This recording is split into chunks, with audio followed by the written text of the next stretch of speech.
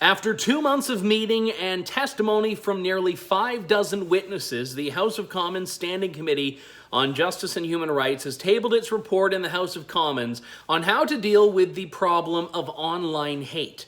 Now, the very premise of this study was that online hate is a growing concern and that there's a void in law in Canada, whereas once government had the ability to prosecute online hate, and now it no longer does. Among the report's 9 recommendations are some that should make any freedom-loving Canadian concerned. Specifically, number 7, which says the report calls on the Government of Canada to develop a working group comprised of relevant stakeholders to establish a civil remedy for those who assert that their human rights have been violated under the Canadian Human Rights Act, irrespective of whether that violation happens online, in person, or in traditional print format.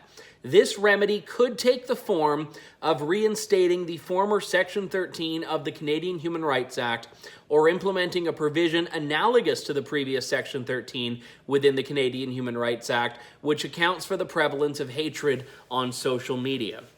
The Section 13 reference there has been dead for about 6 years. It was killed off under the previous Conservative government, and I hope that it would be dead and buried forever. It's a section of the Canadian Human Rights Act that allowed the Canadian Human Rights Commission to prosecute supposed online hate speech, but not speech that meets the high threshold set out in the criminal code, speech that was at a much lower threshold, one that the Canadian Human Rights Commission would decide on its own. And if you were defending yourself against a complaint by the Canadian Human Rights Commission, you didn't have the right to legal representation, you had to cover all your costs, you didn't have the right to the presumption of innocence, you didn't have the ability to make truth a defense, and the complainant, who didn't even have to be impacted directly by what you said, would have all the resources of the federal government at their disposal. Section 13, for over 3 decades, had a 100% conviction rate. 100% conviction rate for a provision that encompassed the very design of censorship. That's what it did.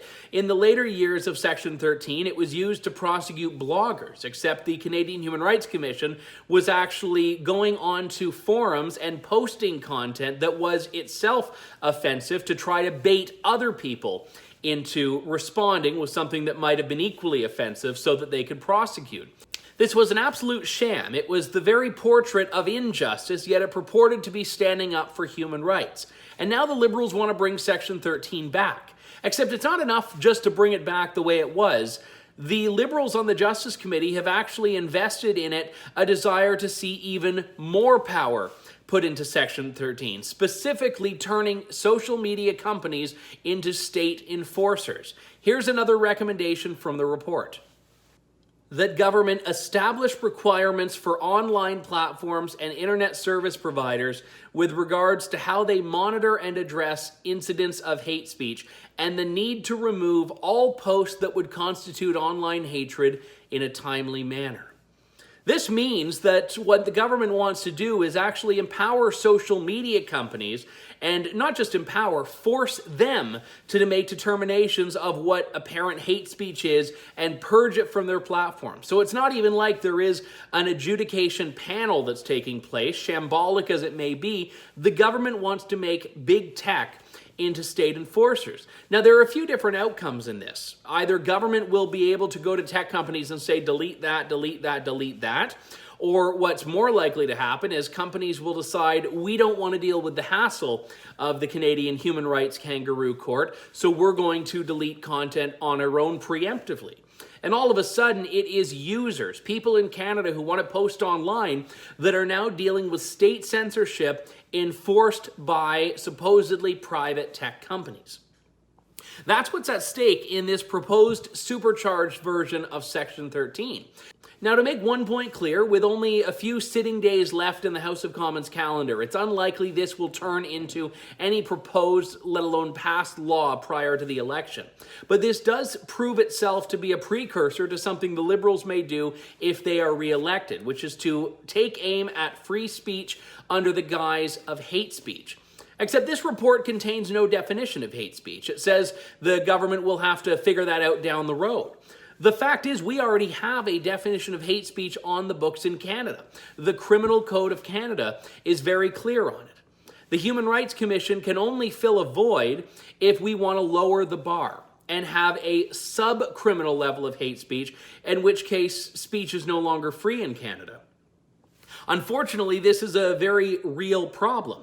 The Chief Commissioner of the Saskatchewan Human Rights Commission testified before this online hate study, and he said unequivocally that there is no unbridled right to free speech in Canada. Dean Stacey, formerly of the Canadian Human Rights Commission, famously said during one case that freedom of speech is an American concept and something that he's not going to bother importing into Canada. The Human Rights Commission, and by extension the Human Rights Tribunal, ingrained in their DNA is a fundamental desire for censorship and a desire for speech to not be free. The Liberals want to give this body more power. This is why it's never been more paramount to stand up for free speech, to fight back against cultural political correctness before it becomes legally mandated political correctness. True North is doing this when the mainstream media isn't. We can't do it alone, though. We don't get the government funding. We don't get CBC's $1.3 billion. If you can give us a few dollars a month by joining my Heritage Club, please do. There's a link in the description box, and you get some goodies there, as well as being able to stand up for what's right. For True North, I'm Andrew Lawton.